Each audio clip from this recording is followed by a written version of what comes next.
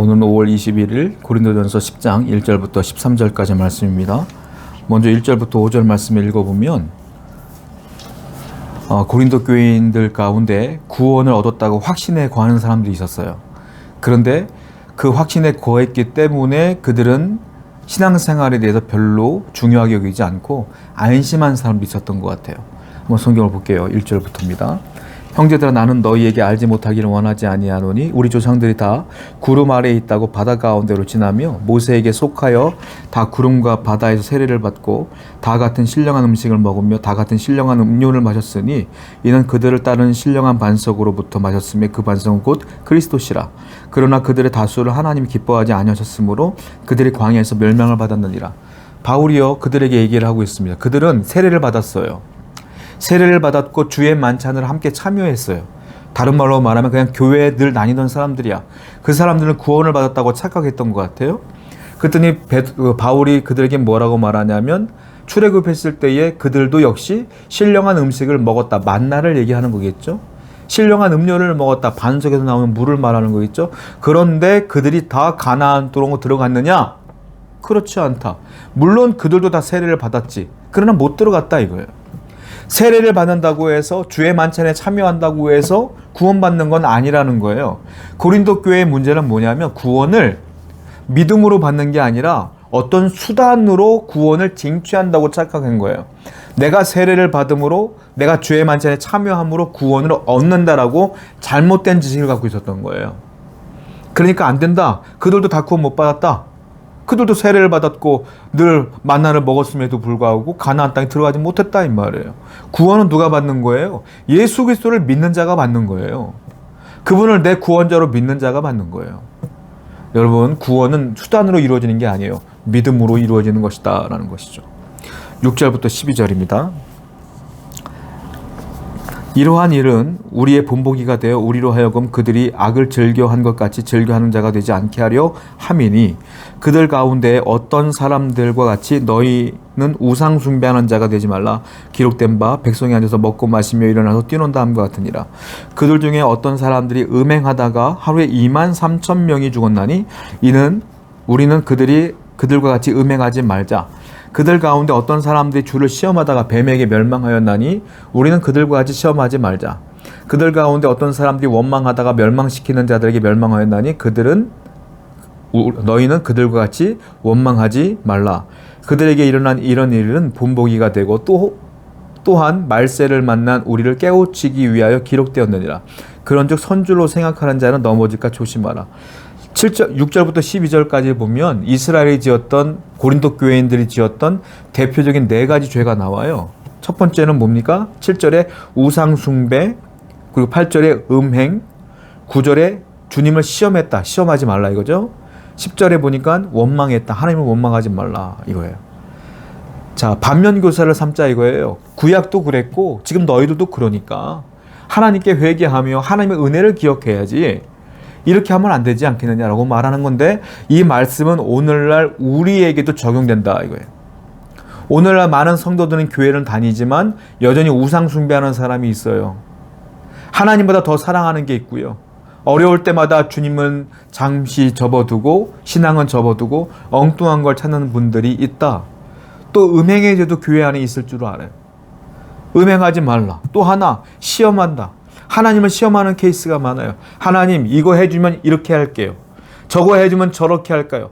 하나님께 순종하는 게 아니라 복종하는 게 아니라 자꾸 하나님을 테스트해. 하나님이 살아계신다면 내게 이 복을 주세요. 하나님이 살아계신다면 내 사업장 잘 되게 해주세요. 자꾸 하나님을 시험해. 시험하지 말라. 또 하나 원망하지 말라. 하나님 왜 이렇게 안 됐습니까? 왜 안 됐습니까? 라고 원망하는 거 있어요.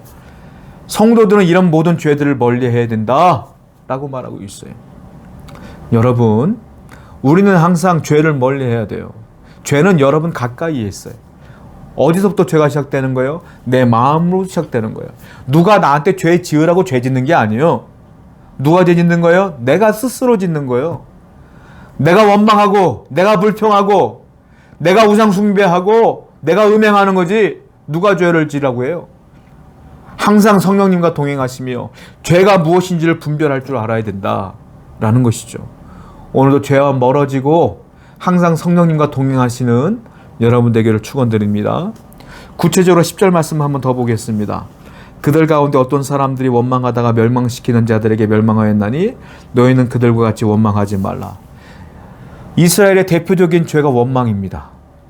그리고 오늘날 현대의 모든 성도들에게 대표적인 죄가 원망입니다. 가장 많이 짓는 죄 중에 하나일 거예요, 원망이. 여러분들은 어떠세요? 하나님께 늘 감사하십니까? 아니면 감사했다가 원망했다가 불평불만하십니까? 원망은 누가 하는지 아세요? 원망은 하나님이 주신 은혜를 잊은 사람이 원망해. 그리고 또 하나, 내게 이루어지지 않은 것, 내가 갖지 못한 것을 생각할 때에 원망해. 두 가지예요. 하나님이 주신 것을 잊어먹고 내게 없는 것을 바라볼 때 원망이 나오는 거예요. 없는 것 보지 마세요. 주신 것 기억하세요. 그러면 감사가 나오지 왜 원망이 나와? 없는 것 보니까 원망이 나오지. 그건 하나님께서 여러분들에게 줘도 되고 안 줘도 되는 거니까 필요에 따라 뺏기도 하는 거예요. 하나님은. 왜? 우리를 사랑하시기 때문에 우리의 신앙을 더 성숙하게 만들기 위해서. 그러니까 하나님이 주시는 모든 것들은 감사함으로 아멘으로 받을지어다 그랬잖아요. 다 아멘이에요. 다 아멘. 원망하지 마세요. 12절 볼까요? 그런즉 선줄로 생각하는 자는 넘어질까 조심하라. 이 모든 죄를 나열한 뒤에 결론이 뭐냐면 선줄로 생각하는 자는 넘어질까 조심하라예요. 선줄로 생각하는 자. 선줄로가 뭐예요? 내가 구원의 바늘에 서 있다. 나는 구원받았어. 라고 생각하는 사람들. 그런데 넘어질까 조심하라. 무슨 말이에요? 구원 못 받을 수도 있다 이 말이에요. 무슨 말일까요?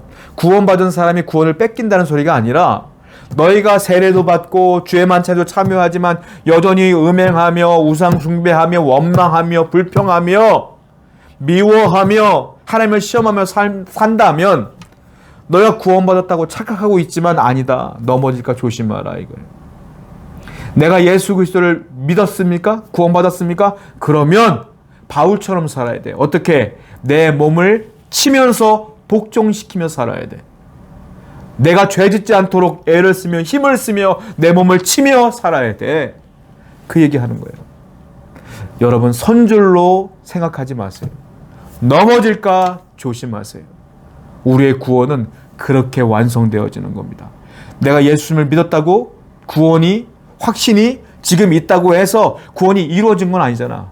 구원은 어떻게 이루어져요? 천국 갈 때 이루어지는 거잖아요. 우리는 확신을 갖고 있는 거지. 그죠?